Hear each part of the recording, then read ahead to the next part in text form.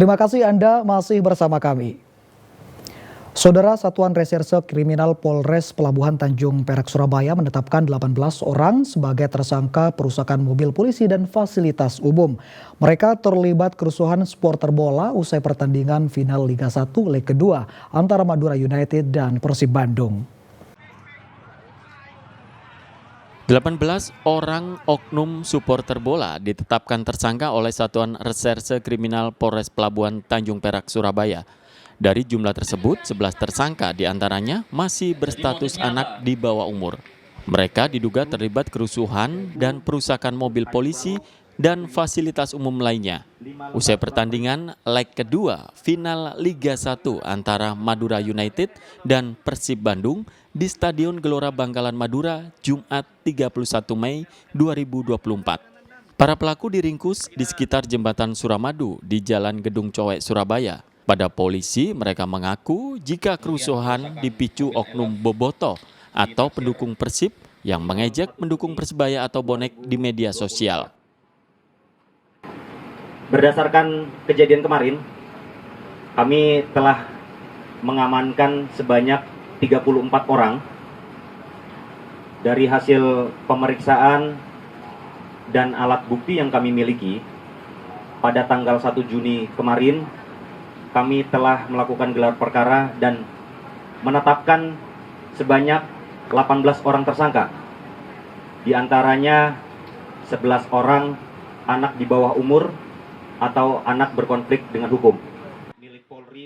Para tersangka dijerat dengan Undang-Undang Nomor 22 Tahun 2009 tentang perusakan fasilitas umum dengan ancaman pidana maksimal 2 tahun penjara.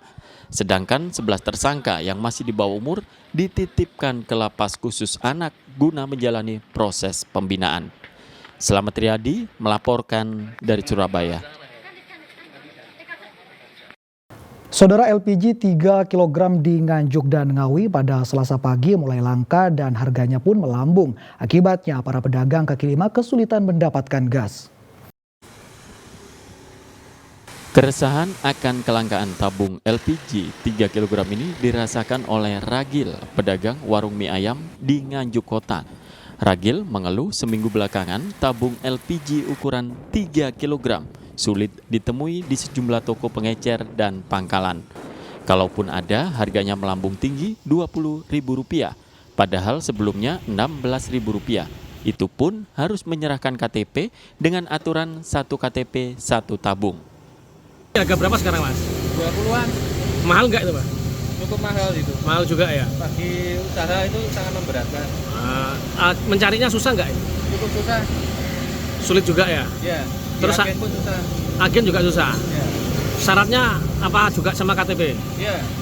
Berapa KTP satu? KTP satu tiap pembelian. Oh iya. Terus harapan ke pemerintah gimana, Mas? Biar apa? Dikembalikan seperti dulu, jadi pembelian lebih mudah, nggak perlu pakai KTP, harga di rentang 13.000 sampai 15.000. Sementara para pemilik warung makan di street food Ngawi juga mengaku kesulitan mendapatkan gas LPG 3 kg. Jika tidak kebagian gas, mereka terpaksa menggunakan arang. Susah Pak, kita cari gasnya sampai ke desa-desa, masuk itu kadang juga kosong. Terus kalau nggak dapat gimana? Habis itu ya yang jualan bakso mie ayam itu kan kompornya terus. Kalau nggak dapat ya nggak tahu ya. Kita paling nggak jualan, kalau nggak ngakalinya pakai areng. Emang kemana Bu diduga larinya gas 3 kg tuh? Nggak tahu, apa mungkin jadi pakai orang rumah makan besar itu, nggak tahu. Harusnya kan pakainya yang UMKM kecil kayak gini ya. Itu jadi rumah makan banyak yang gunakan 3 kg gitu? Ya paling, kadang ya kalau beli gas suruh dimintain fotokopi KTP. Ya kira-kira ini susah cari gas. Saya mencari di mana-mana, tiap warung saya tanya kosong, tiap warung saya tanya kosong. Ada agen itu yang saya tanya itu, dia itu harus pakai tinggal KTP, ada yang fotokopi KK, itu masih antri. Jadi untuk di pengecer itu adanya nunggu 1 minggu baru ada, kadang tidak ada. Susah saya ini untuk cari gas, kadang membutuhkan gas itu.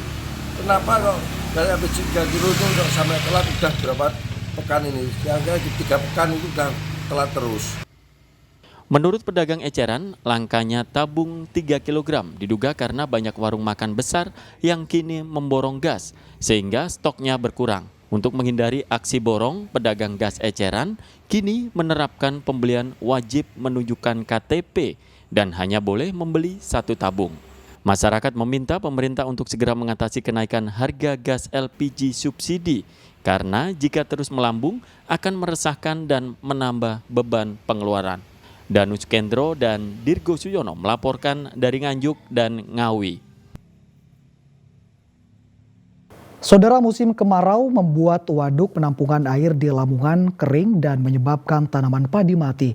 Akibatnya ratusan hektar sawah terancam gagal panen pada musim tanam kedua tahun ini.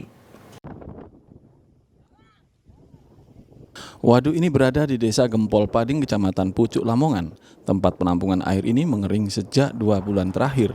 Sejumlah petani berusaha mengeruk lumpur dasar waduk berharap ada sisa air untuk mengairi sawah mereka. Sebab tidak adanya air menyebabkan padi yang berumur 3 minggu kering dan terancam mati. Ada 5 desa di Kecamatan Pucuk, Lamongan yang menggantungkan air waduk untuk kebutuhan pertanian dengan luas lahan mencapai 480 hektar. Jika kondisi ini terus terjadi, maka petani terancam gagal panen dan rugi ratusan juta rupiah yang dikeluarkan untuk modal untuk biaya tanam. Saat ini hanya mampu mengaliri sawah tidak kurang dari 120 hektar dan itu hanya masa tanam pertama saja.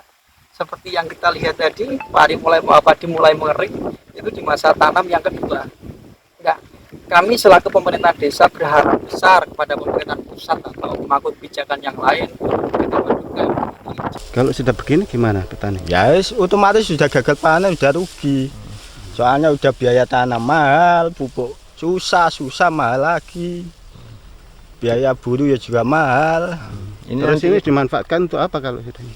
Ya biasanya ya dimakan ternak atau itu paling dibakar. Petani berharap pemerintah bisa mengeruk waduk Gempol Pading karena endapan lumpurnya mencapai 1,7 meter. Sebab jika waduk lebih dalam, maka bisa menampung air lebih banyak saat musim hujan. Sapari Ranwijaya melaporkan dari Lamongan. Puluhan sapi di Kabupaten Kediri mati mendadak, peternak resah. Informasi selengkapnya saudara akan kami hadirkan untuk Anda sesaat lagi.